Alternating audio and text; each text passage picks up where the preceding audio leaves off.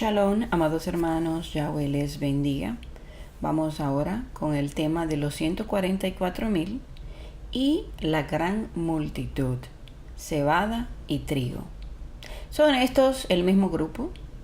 Hay personas que piensan que sí, pero les voy a mostrar con las escrituras que son para mí dos grupos diferentes. He hecho todos estos temas de los 144,000 porque estamos aprendiendo. A medida que los tiempos se van acercando, podemos visualizar, podemos entender algunas cosas, pero hay cosas todavía que el Padre no nos ha revelado. Por eso estamos en un proceso de aprendizaje hasta el final. Entonces, los 144,000 son un remanente salvo por gracia, por una promesa, amado por Yahweh, por motivo de los padres. Él no ha desechado a su pueblo. Entonces hay una promesa de que ellos serían redimidos de entre la tierra completa. O sea, están esparcidos, hay un plan, están en toda la tierra y Él los va a limpiar, Él los va a preparar para ofrecérselo como ofrenda al Padre. Para esto tenemos que entender las fiestas que se le entregaron a su pueblo Israel, que son fiestas eternas, para poder entender y comprender todo esto. En Apocalipsis 14 dice que estos fueron redimidos de entre los hombres como primicias para Elohim y para el Cordero. Entonces a veces lo leemos así rápidamente y no entendemos por qué son redimidos, por qué son primicias, para qué. Entonces aquí el otro punto es las primicias, es decir, son primogénitos, primeros, son una ofrenda para el Padre. Y ya vimos para esto el tema de que los 144,000 son primicias. Y para entender qué es primicias debemos ir a la agricultura de Israel, a las fiestas, como ya les dije. Cuando comienza el año bíblico, lo primero que madura es la cebada. Se toma una gavilla y se presenta a Yahweh. En Levítico 23 lo podemos leer del 10 al 15. En el verso 11 dice: y el sacerdote mecerá la gavilla delante de Yahweh para que seáis aceptos. Mecer la gavilla es mover un cuerpo de un lado a otro de forma suave y repetida, manteniéndolo en el mismo sitio y sin que pierda su posición de equilibrio. Y así pues el Padre hace con sus hijos, lo mueve de aquí a allá, pero los mantiene en el camino firme para presentárselo, para ser aceptos delante de Él. El sacerdote que lo ofrece, pues fue la primera, las primicias, que es Yeshua. Y nosotros somos primicias con Él, y por eso dice que los 144,000 son primicias. Entonces, tenemos que escuchar el tema de las primicias para poder entender un poquito más lo que vamos a ir estudiando ahora. Entonces dice que esta gavilla es presentada para ser aceptos y es elevado al cielo. O sea, el sacerdote la elevaba. Debemos llevar los vituperios de Yeshua, Él en nosotros como primicia de las primeras cosechas. Es lo que madura primero. Y ya también estudiamos el tema de los primogénitos. ¿Cómo sé que la cebada estaba ya lista, estaba madura para la fecha del inicio de las fiestas? Porque nosotros pues estamos aquí, lejos de Israel, no entendemos estas cosas de la agricultura. Entonces, el tiempo donde se regaban los campos era en las lluvias tempranas, que es en el tiempo de otoño, para preparar la tierra. Ya en el inicio del año bíblico, durante la Pascua, venía lo que era la lluvia tardía, que completaba la madurez de aquellos que maduraban primero, y en este caso era la cebada y el lino. Esta lluvia era la que permitía la floración, el crecimiento final del fruto, la maduración del fruto, es decir, era la lluvia que preparaba el fruto para la cosecha. Esta lluvia tardía hace que la planta, que había empezado su crecimiento con la lluvia temprana, termine su crecimiento. Recuerden, y es otro tema, de que su palabra es como la lluvia que cae. Entonces necesitamos esa lluvia para madurar. La lluvia temprana prepara el terreno y la tardía la madura. Hay 3 cosechas en el año. La primera, que era la cebada y el lino en el tiempo de la Pascua. La segunda, el trigo en el tiempo de las fiestas de las semanas, Pentecostés, Shavuot. Y tercero, los demás árboles al final del año bíblico. Recuerden que Israel es también una tierra, no solamente que fluye leche y miel, pero de estos frutos, es una fiesta de frutos. Entonces, ahora bien, la cebada era la primicia, una ofrenda a Yahweh que al ser aceptos aprueba la bendición de las otras 2 cosechas. Y en el tema de la cebada hay mucho que aprender, porque la cebada era el pan de los pobres. Yeshua también es el maná, el pan de los pobres. Entonces, también esto tiene mucho significado, pero bueno, es otro tema. Pero para que vean la profundidad de las escrituras y cómo el Padre utiliza los elementos de la naturaleza para enseñarnos. Todo es sombra de la realidad, de lo que es. El trigo representa la multitud mixta, Israel y las naciones tal como cuando salen de Egipto. La cebada son los 144,000, es un número de redimidos, los cuales son ofrenda primera. Luego el trigo debe ser trillado, tribulación, trillar, ¿verdad? De tribular. Las iglesias de hoy están contaminadas de levadura, están mezcladas con el pecado, con la cizaña y necesitan ser limpias, probadas y sacar esa cizaña y echarla en el fuego.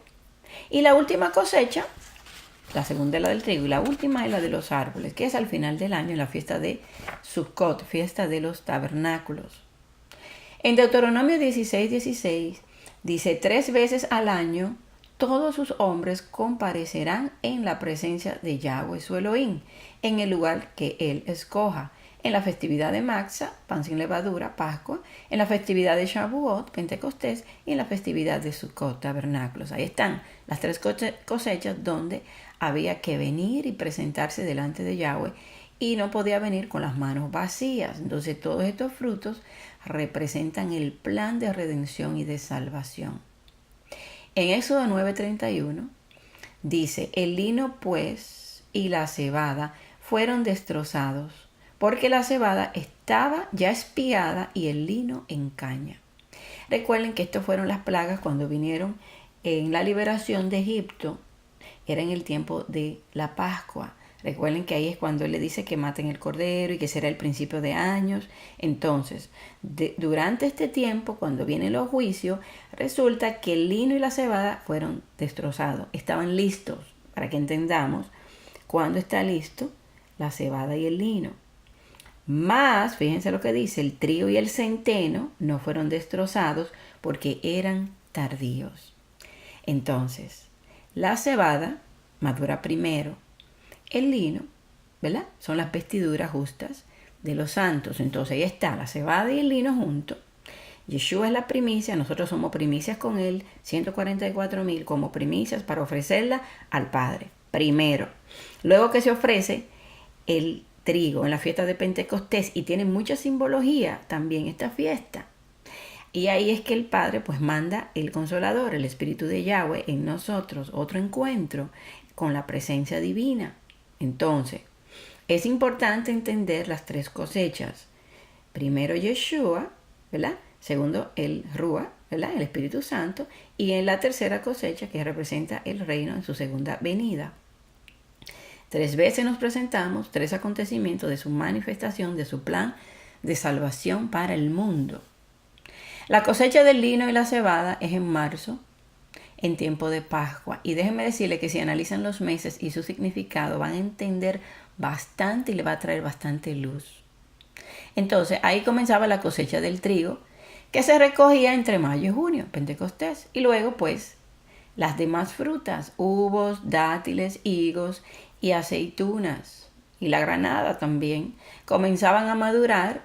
Por ejemplo, las uvas eran en junio y julio, y la vendimia en julio y agosto, las aceitunas en agosto y septiembre, luego los dátiles, granadas, estaban listas para ser recogidas. La cosecha estaba terminada para el mes número 7, Tisri, la final trompeta, septiembre, octubre, para la fiesta de Sukkot. Y la siega, que es la conclusión de todo, tanto para recolectar su fruto en el granero, su pueblo, ¿verdad? Como para tomar la mala hierba, quemarla, destruirla y las uvas pisarla en el lagar de la ira de Elohim. Todo esto tiene significado en el plan de redención. Entonces, entendiendo las tres cosechas, entonces los 144,000 son primicias. La primera ofrenda, la cebada, que está lista, que madura primero. Si leemos Apocalipsis 7, hay detalles específicos de este grupo.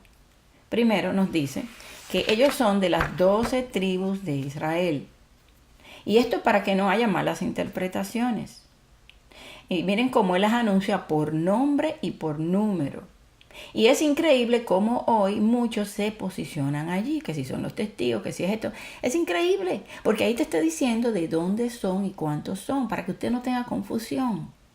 No podemos quitar a la palabra y añadir otra cosa, ni tampoco interpretar según la doctrina de cada cual. Vamos a centrarnos en lo que dicen las Escrituras. Eso es lo que dice ahí. Y menciona las tribus. Es un plan de Yahweh y así es Él lo diseñó para hacerlo. No podemos tratar de buscar nuestra lógica humana, ¿verdad? En nuestra mente, que es tan limitada, y decir algo que ahí no dice. En Génesis 35:10, cuando Yahweh le aparece a Jacob, Él le dice en el verso 10, y le dijo Yahweh, tu nombre es Jacob.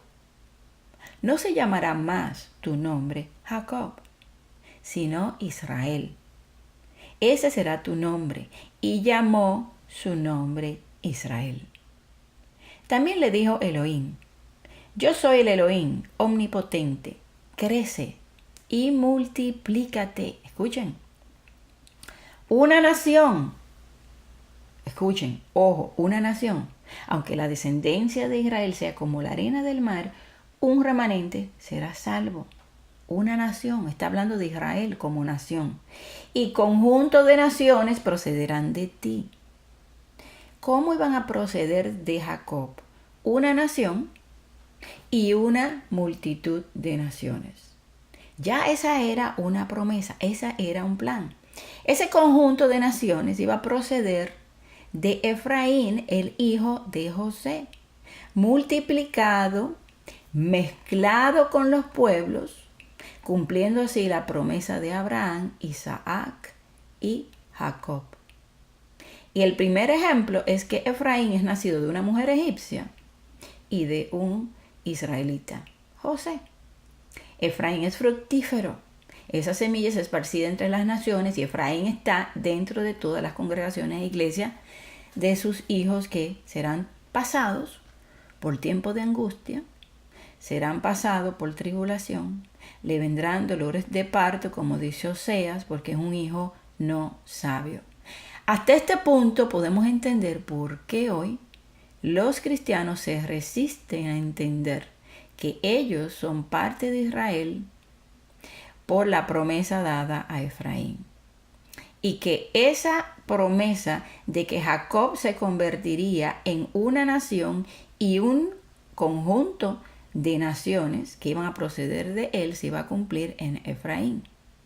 A Abraham se le dijo que él sería padre de multitud de pueblos, de naciones, y la promesa se iba a cumplir a través de Efraín. En Génesis 48:19, cuando le está dando la promesa que era a Manasés, que le correspondía, y él se la da, el padre elige a Efraín como primogénito. Escuchen esto. Recuerden que los 144,000 son primogénitos, son primicias, pero a ellos se le añaden a Efraín como primogénito por promesa dada. Entonces, en cuanto a Israel, que se escoge como primogénito, ¿verdad? El niño mimado de Elohim, el que él dice que siempre piensa en él, que se le conmueven sus entrañas, que él no lo va a destruir, que es un niño mimado, que él lo ama, que él lo quiere, al cual nosotros tampoco podemos rechazar, porque Efraín se encuentra en idolatría hoy, no quiere venir, pero recuerden que es un hijo no sabio y que el padre va a hacer que nazca. No hará nacer él, Él dijo, yo no te voy a destruir, Efraín. Soy Elohim en medio de ti. Y dice que Efraín dirá que no tiene más nada que ver con los ídolos y que se volverá de todo corazón. Conviérteme a ti y seré convertido, porque tú eres Yahweh, mi Elohim. Así dirá Efraín. No tendrá nada más que ver con ídolos. Y recuerden que ídolos también no solamente es tener un muñeco de madera. Los ídolos que se han fabricado hoy, como el ídolo del dinero, de la avaricia. ¿A quién les sirven? Los pastores se adoran a ellos mismos. Tienen sus ídolos, sus rabinos, sus pastores, sus profetas y apóstoles. Todo eso es idolatría. Entonces, ese hijo se le da la primogenitura y dice, Efraín será más grande que Manasés y su descendencia formará multitud de naciones. ¿Ve? Efraín es fructífero, es multitud de pueblos, multitud de naciones, salió de Jacob, ¿verdad? Se le dio la promesa a Abraham y ahí podemos ir entendiendo. Y también no quieren venir, pero son hijos de la promesa por medio de Abraham y la promesa que se le hizo y se confirmó en Jacob. Y esa parte la tenemos que entender. Esa gran multitud está compuesta por multitud de naciones, por eso Efraín no está en el conteo de los 144,000 como sellados, aunque también su nombre, al igual que el de Dan, fue quitado por motivo de idolatría, pero tanto Efraín como Dan representan un papel muy importante en el fin de los tiempos, y ese es otro tema, muy importante para Yahweh. Pero recuerden que ahí está José y que José pues tenía las tribus con él. O sea, que los que entran, los que pudieran entrar allí como sellados, vienen por vía de José. Hay gente que dice, no, porque pusieron a José por Efraín y entonces Manasés. O sea, hay cosas que no concuerdan y entonces Dan. No, simplemente no hemos entendido los propósitos de Yahweh. Porque tenemos que venir con una mente como niños, abierta para entender. El Padre va a seguir revelando las cosas. Y hoy el Padre se le ha manifestado a muchas personas que yo conozco que son de la tribu de Dan. Entonces la tribu de Dan está muy viva y muy activa en este tiempo. Y Yahweh los levanta a ellos como jueces. Por eso Dan juzgará a su pueblo como una de las tribus de Israel. A ellos se le está revelando propósitos para este fin de los tiempos, y así lo quiso el Padre. Nosotros no podemos tratar de entender, ay, pero ¿por qué tú no lo pusiste aquí? Y empezar a decir tantas cosas que se dicen por ahí, porque no logran entender. Pero el Padre, el que tiene una mente como niño, le va a empezar a mostrar para que entienda, no para que se llene de conocimiento y decir, ay, mira cuánto yo sé, sino para que empiece a caminar hacia la meta, hacia el final. Entonces, en Apocalipsis capítulo 7, en el verso 9 dice, después de esto miré una gran multitud, la cual nadie podía contar, de todas naciones y tribus y pueblos y lenguas. Ahí están, la gran multitud mixta. Un conjunto de naciones procederán de ti, de Jacob. Efraín, tu descendencia formará multitud de pueblos. Evidentemente iban a ser de toda raza, lengua y nación, porque están en el mundo entero. Entonces, fíjense que ellos están delante del trono y vamos a ver cómo ellos lograron entrar y ser salvos. Porque Efraín era un hijo no sabio, se resiste. Podemos ahora entender por qué usted dice, pero ¿por qué yo puedo entender lo de las tribus? ¿Por qué puedo ser restaurado aquí? ¿Y por qué este pastor, que es mucho mejor que yo, que es más aplicado que yo, que le sirve mejor a Yahweh, no entiende la restauración? Ahí usted puede empezar a entender que es un plan de Yahweh. Entonces ellos se van a salvar. Entonces, ellos no estaban listos como los 144,000, pero escuchen esto, no era que los 144,000 eran muy buenos y muy sabios tampoco. Es que Yahweh se le manifiesta a ellos para prepararlo y les revela la Torah, les revela los mandamientos para prepararlos y limpiarles sus vestiduras a través de la palabra de verdad y que ellos nacieran de nuevo por la palabra de verdad. Recuerden que Efraín es un hijo no sabio que le van a tener que dar dolores de parto porque no ha nacido de nuevo, no ha nacido de la palabra de verdad. Entonces, estos son la gran cosecha de trigo, recuerden, cebada y lino, y luego trigo, la gran cosecha. Las primicias que se presentaban es un pequeño, es un remanente, ¿verdad?, que se le presenta al Padre como una garantía de que la cosecha, si Él la recibe, será también tan fructífera, Efraín, fructífera y buena como lo es la primicia, ¿verdad? Porque sí, la primicia es santa, lo demás también. Entonces fíjense ahí, ¿quién nos santifica? La palabra, Yeshua en nosotros. Entonces, este trigo, si vemos el proceso del trigo, debe ser tribulado, trillado. Y viene de la misma raíz, tribulación, angustia, pruebas en el tiempo del fin. Y donde se saca la cizaña que está junto al trigo y que se ven igualitos, se ven iguales. Y esta cizaña es sacada, echada en el fuego y es quemada. Juan pregunta, ¿y quiénes son estos? Él no preguntó quiénes eran los 144,000, ¿verdad que no? Él escuchó el número, dice. Pero en esta ocasión, él pregunta que quiénes son y dice y escucha que eran tantos que nadie los podía contar.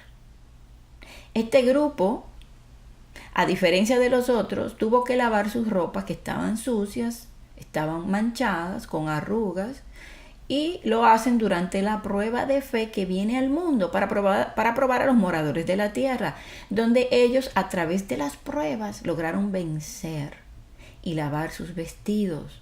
Su fe les salvó. Esos son los hijos de Abraham por fe. Creyeron y perseveraron. Y ahí podemos ver un ejemplo de la prostituta Rahab.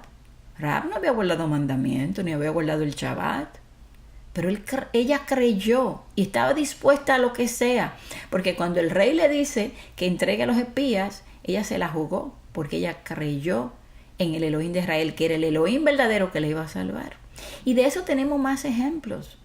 Entonces, ellos sufrirán mucho en el tiempo de la prueba, pero soportarán hasta el final. Y déjeme decirle, no solo ellos, todo aquel que a través de la historia ha sufrido persecución, ha soportado por su fe, también es parte de esta resurrección. Todos desde el principio, siempre aquel que ha perseverado, como Rahab, por ejemplo.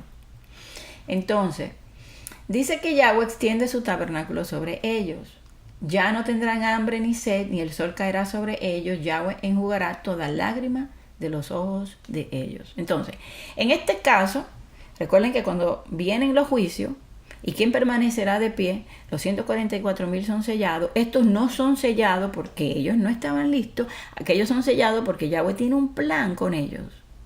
Entonces, fíjense que estas pruebas son al final de los tiempos, cuando vienen los juicios. Pero vuelvo y repito, no es que no ha habido salvos a través de la historia. Aquellos que perseveraron con su fe, ellos también vencieron. Pero aquí está hablando de algo que va a acontecer cuando se desaten los últimos juicios. Entonces no estábamos poniendo en duda los que han muerto, que no guardaron Shabbat, pero que su fe fue suficiente para que el Padre dijera, wow, no he encontrado tanta fe en Israel como este. Entonces, tenemos que entender esa parte también. En el capítulo 14, vemos que los 144,000 son mencionados otra vez. Y dice que ellos tienen un cántico nuevo y que solo ellos conocían, lo sabían este cántico. También dicen que están también cantando delante del trono. Ahí donde están los 24 ancianos, donde están los seres vivientes, ahí están ellos. Quiero hacer una observación y es otro tema que haré luego. El reino es terrenal. La Nueva Jerusalén desciende. Él va a gobernar sobre la tierra.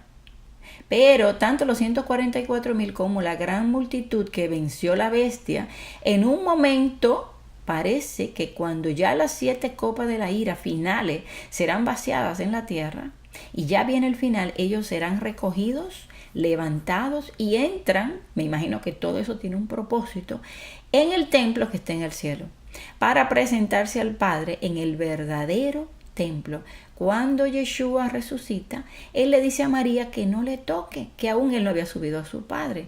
Yo pienso que cuando resucitamos o seremos transformados a la final trompeta, vamos a ir al templo de Elohim antes de descender con Yeshua a gobernar la tierra. Y saben, esto es otro tema, pero esto respondería a muchas divisiones que hay hoy. No, que vamos al cielo porque mira, aquí lo dice. No, que es en la tierra porque aquí lo dice.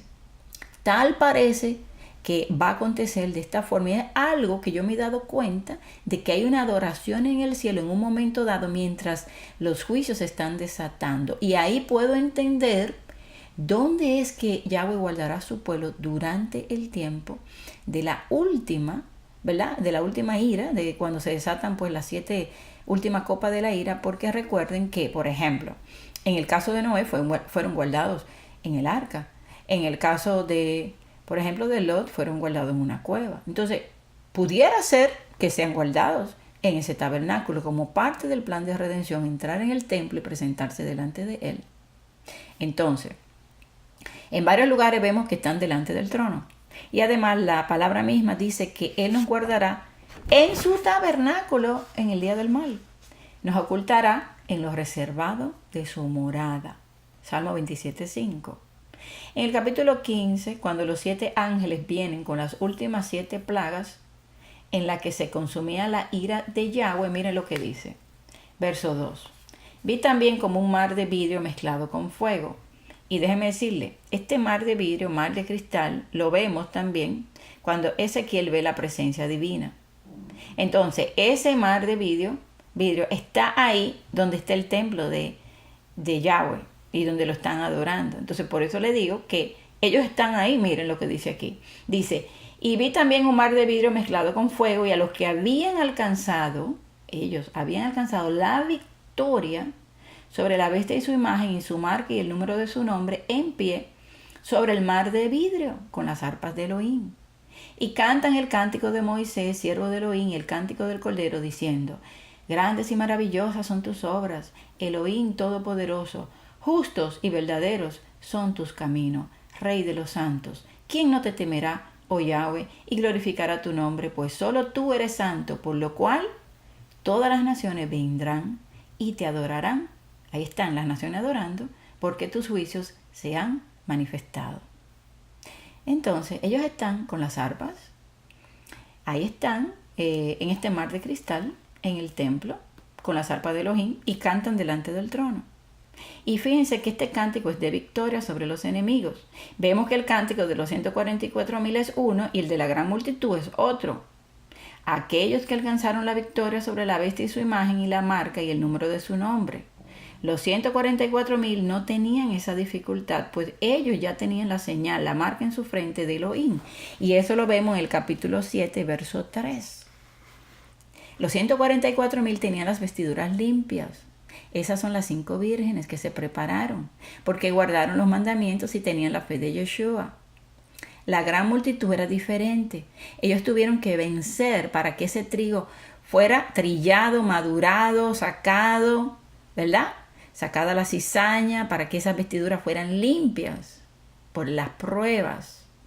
Entonces, en la primera resurrección, en Apocalipsis 24, dice, y vi las almas de los decapitados por causa del testimonio de Yeshua. Recuerden que el testimonio de Yeshua es el espíritu de la profecía, y de ese tema ya hablamos sobre los 2 testigos. Entonces, tenían ellos el espíritu de la profecía y por la Torá, que es la palabra de Elohim.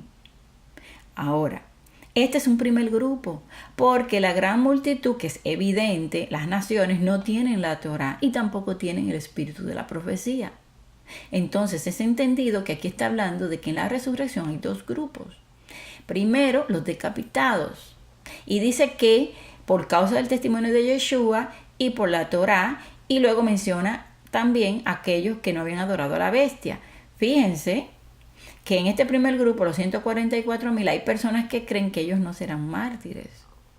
Pero si ellos son los 2 testigos que vemos que mueren en manos de la bestia, entonces podríamos decir que ellos morirán. En Apocalipsis 11:7 dice que cuando haya acabado su testimonio, la bestia que sube del abismo hará guerra contra ellos y los vencerá y los matará. Pero miren que en el verso 11 ocurre la resurrección. Cuando terminan su plazo, dice que después de 3 días y medio, recuerden que también estos 3 días y medio son otro punto para estudiar, 3 años y medio, 42 meses, 3 días y medio, día por año, bueno, un tiempo, mitad de un tiempo. Dice que entró en ellos el espíritu de vida enviado por Elohim y se levantaron sobre sus pies. Entonces aquí vemos una resurrección. La Biblia no nos habla de varias resurrecciones para vida eterna. Para vida eterna. Fíjense, cuando Yeshua va a resucitar a Lázaro, que era para morir de nuevo, o sea, él resucitó, pero no para vida eterna. En Juan 11, en el verso 23, Yeshua le dijo, tu hermano resucitará. Y Marta le dijo, yo sé que resucitará en la resurrección en el día postrero. Fíjense, la resurrección es una. El mismo Pablo habló de las 12 tribus que esperan alcanzar la resurrección. Entonces, hay resurrección de vida, y de vida eterna, y hay resurrección de muertos, que es al final del reino. Entonces, vemos más ejemplos de una resurrección a vida eterna. Entonces, entiendo que como dijo Pablo, unos serán resucitados, los muertos en el Mesías, y otros transformados. Es decir, que no todos morirán decapitados, para que no se asusten. Y déjenme decirle, lo mejor es estar preparado para que esto no nos sorprenda, porque en el primer siglo, la gran mayoría de sus seguidores fieles fueron perseguidos a muerte, echados a los leones, quemados, crucificados. Entonces, ¿somos nosotros mejores que ellos? Pues no, va a pasar similar. Ahora, ¿qué debemos hacer? Esperar lo peor. Yo prefiero esperar lo peor y si no morimos, bueno, amén. No pasamos por ese proceso de la muerte. Pero debemos estar dispuestos. El que quiera salvar su vida la perderá, más el que la pierda por mi causa la ganará. Morir en él es ganancia. Entonces, no tengamos miedo a esto.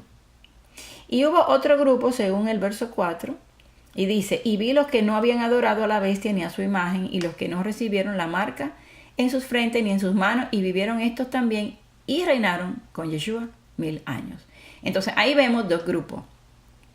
Los 144,000 que tienen el espíritu de la profecía, tienen el testimonio de Yeshua, pero tienen la Torah. Y también tenemos otro grupo que han lavado sus vestidos con la sangre del Cordero porque tienen a Yeshua y su fe los ayuda a perseverar hasta el final y ganar sus almas. Ellos tienen la fe de Yeshua y eso pues los ayuda. Y como quiera, recuerden que el mismo Mesías dijo que estaré con ustedes todos los días hasta el fin del mundo. Él los va a ayudar. Son dos grupos. Los 144,000 es evidente que no eran los que batallaron con no dejarse convencer de adorar a la bestia, porque son adoradores en espíritu y en verdad del Padre. Ellos eran adoradores consagrados. Estaban dando testimonio en ese tiempo. Ellos estaban sellados con el nombre de Elohim en sus frentes. No necesitaban el sello del enemigo porque no cabe en ellos, porque su voluntad es hacer lo que el Padre le envió. Pero la gran multitud sí tuvo que vencer. ¿Qué cosa es que hoy esa gran multitud de toda raza, lengua y nación cree que ellos no pasarán este tiempo de dificultad? Y ellos están hoy sumergidos en doctrinas que le alimentan su ego, que les dicen que Jesús lo hizo todo por ellos, que Él le va a arrebatar al cielo, mientras Israel, los judíos, sufren una vez más. ¿Qué cosa? Y todo esto es al revés. Cómo Satanás les miente y les engaña, los tiene cegados. Pero esos 144,000 le van a hacer reflexionar a la verdad. Le van a traer el mensaje verdadero en tiempo de dificultad. Israel estará sellado y listo y limpio y guardando sus mandamientos. Y la gran multitud, que es el trigo, su iglesia de hoy, esparcida entre todas las naciones, todos esos pueblos, esa gran multitud de pueblos, será duramente trillado, pasado por el fuego para ser probado. Entonces al revés. Hoy dicen, Israel va a sufrir, nosotros nos vamos. Pues al revés. Israel va a ser protegido Y Efraín, que son las naciones y los pueblos, será trillado. Entonces, el enemigo siempre engañando. ¿Para qué? Para que el pueblo no se prepare, para que les tome de sorpresa, para que se resbalen y caigan. Pero no importa, porque Yahweh dice que Él los hará nacer, que Él ama a Efraín y que, aunque es un hijo que no es sabio, pero Yahweh lo ama y Yahweh lo va a bendecir y lo va a cuidar y lo va a guardar durante todo este tiempo también a ellos. ¿Por qué? Porque sus promesas son el sí y el amén, y no importa lo que Israel haya hecho, no importa lo que haya hecho su iglesia hoy, cómo está, Yahweh los va a limpiar, va a quitar toda esa vieja levadura, los va a purificar con su palabra para que nazcan a través de ella, y los 144,000 serán usados para traer este mensaje de la verdad en este fin de los tiempos. Y ya es el tiempo, y ya lo están haciendo, ya están haciendo despertar a muchos para que se vayan limpiando sus vestidos. Amén. Que Yahweh me los bendiga mucho. Shalom, hermanos.